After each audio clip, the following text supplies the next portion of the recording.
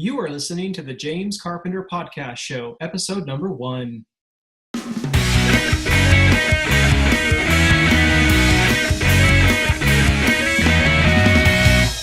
Other day, every week, every month? How do you typically feel after you weigh yourself? How did you feel the last time you weighed yourself? I know I'm asking a lot of questions, and it can all be summed up to this.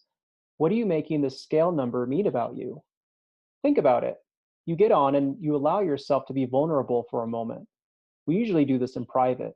And in that moment, one of 3 things can happen. 1, you've lost weight from the previous time you weighed yourself. 2nd, you remain the same weight. Or 3rd, you've gained weight. Once one of those 3 scenarios, becomes present, a thought then comes into your brain. And that thought, so oftentimes, will determine how you show up the rest of the day. So let's walk through each one. The first one, you've lost weight. This is a moral victory, and you typically will have and feel good and have a positive self-image. Thoughts you could have could include, I'm happy with that number, or that's lower than the last time. And you would then feel happy, confident, or maybe it's just a sense of meh. And so you go throughout your day feeling either positive or at least neutral. The second scenario, where you remain at the same number, the same weight, for some, you'll be okay not losing weight. For others, you'll feel frustrated or angry that nothing's changed, especially if you believe you've been eating pretty healthy, exercising, and not indulging. So the thoughts can be, why isn't this working? Why can't I lose weight? Why can't I figure this out? Or what's the point? And then that drives us to feel, we said you typically feel angry or frustrated or maybe even hopeless. So throughout the day, that's now in the back of your mind. And one of 2 things happen. Either you double down on your efforts to be even more restrict with your eating, even more compliant. You exert an enormous amount of willpower over your eating choices. Or the other thing is, as you're presented food options throughout the day, you may think, what's the point? Or it doesn't matter anyways. And so you overeat. Ask yourself, though, how do you feel doing any of these? Let's say you double down.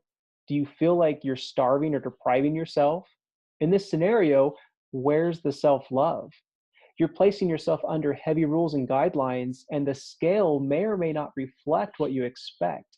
Even if you lose weight, it may not be what you'd expect because of how strenuous you've been with your eating. And all of this is being driven from your thoughts about yourself, about what you're making it mean about you. And then the third scenario is you gained weight.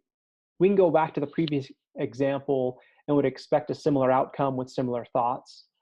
Well, I'm here to tell you there's nothing wrong with you. Your brain is actually behaving very normally. You want food, you desire food, but where you're at is in a state of over-desiring food. It's not your fault. The food in our food supply creates your over-desire. Flour and sugar are prevalent and abundant, and you're caught in this vicious cycle of over-cravings to use more willpower to feel happy and to lose weight. But the answer actually lies in your hormones and what foods work best with you. So if you're ready to end the drama, to lose weight fast, naturally, hire me as your coach. Work with me. Sign up for my 6-week online program. You'll lose weight to be at your natural weight and feel so much better about yourself. And if you'd like to learn more, let's set up a mini call, free. We'll spend some time talking to get to know you, and I'll give you a real-life outline of my process with something you're currently struggling with, completely free. You can also find me on Facebook at James Carpenter Coaching, or you can go to my website, eliteweightsolutions.com/join. All right, my friends, until next time.